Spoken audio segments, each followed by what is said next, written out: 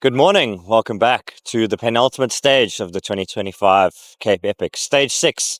And we are here in Lawrenceford, and it's another overcast day. It wasn't really meant to be overcast, but it looks like it's going to rain a little bit more, especially out in the northern section of the farm up against the mountains that border onto the Jonkershoek Valley. It's looking very, very misty up there. So for the live coverage, I think the helicopter might struggle a little bit in sections. But hopefully it clears as predicted. So rain was meant to stop at 2 a.m. this morning, so it's a little bit delayed on that. The trails yesterday going over the neck was pretty wet and muddy. The trails on this side will be tacky.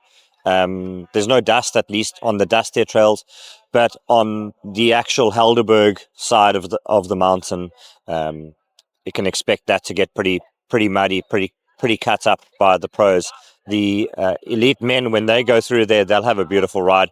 Everybody behind them won't be quite as beautiful, unfortunately.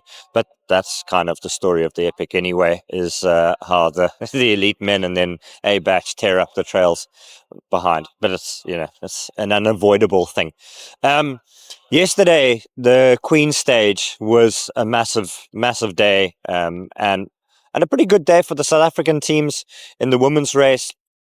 Bianca Hoare, Hayley Preen were right up there. The group of 4 women's teams were together for quite a bit of the stage up until the 60k mark, when they started climbing Botmaskop, and Hayley and Bianca popped a little bit there, but they managed to come back, catch up to Vera and Alexis Sakata on the last climb of the neck, where Vera and Alexis were hacking in the mud, just like dropping chains, getting stuck. I think, again, the further down you were, the worse it was through there, and they really seemed to struggle. Ahead of them, Toyota Specialized and Cannondale ISB Sports got up there a little bit easier. It looked like Cannondale were riding smaller chain rings because they rode more of the climb than even Toyota Specialized did, going over the top. They kind of went over together, rode down, and Toyota Specialized took the win by just 12 seconds over Cannondale ISB, who were second on the stage 2 time trial, which seems like an eternity ago. So another good result for them. But the good news for Bianca and Hayley is that even though they lost 7 minutes to Monica Calderon and Tessa Kortekas yesterday, their buffer to them is still over 15 minutes. So, barring anything, I can look for them to bring it home. But also, I think, look for them to have another good day today, and then try to do something special tomorrow. I think would be the absolute ideal. Vera and Alexis as well, second place. They are now 22 minutes back on the women's race lead. Their chances for a stage win are running out, and you kind of do get the feeling that Sophia in particular really wants to go 8 from 8. So I think it's going to be tough for anybody else to win a stage, but on a day like today, the weather is going to play a role, the muddiness, the mechanicals, punctures, stuff like that. We could have a repeat of that 2023 stage here in Lawrenceford. It's not that wet, obviously, but things do still happen when the weather's a bit funky. Men's race yesterday, Tristan Nortje and Marco Joubert were third on the stage, cementing their third place overall. They really had a great ride. They got away through Kutzelberg, won the King of the Mountains, went through the Chevita chair zone, got lots of applause there. And then, unfortunately, Marco dropped his chain at the bottom of the neck climb. They were reeled in halfway up. Filipo, Colombo, Nino, Schurter, and the Italians from Willier Vittoria went over the top in the lead. And Nino and Filipo managed to extend their advantage by 1:10, so they are now 150 up on Willier Vittoria going into the second last stage. Again, there you feel Filipo has been so strong, been the strongest rider in the race, that it would be cruel if anything were to happen, but that's kind of looks like the only way any GC changes is going to come.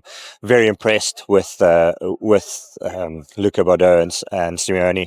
They have been really head and shoulders above what we expected of them. We just thought when they when they won the prologue that they might fade later on in the race. I mean, they're obviously absolutely world-class riders, but still, you do think like their cross-country legs would eventually start to fade. But no, it hasn't been the case at all. They've been absolute power all week, so it's been very cool to see. And they are young men as well, and hopefully they'll be back to try to win the Epic in years to come.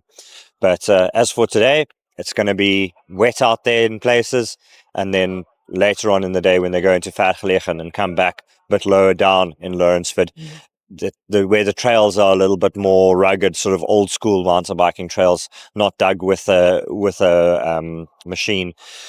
Those trails are going to be beautiful in the wet because they are normally very dry and dusty, so it actually suits it to have a bit of water on it. So it should be an exciting day of racing, and stay tuned to the action on the live feed, and we hope you enjoy it.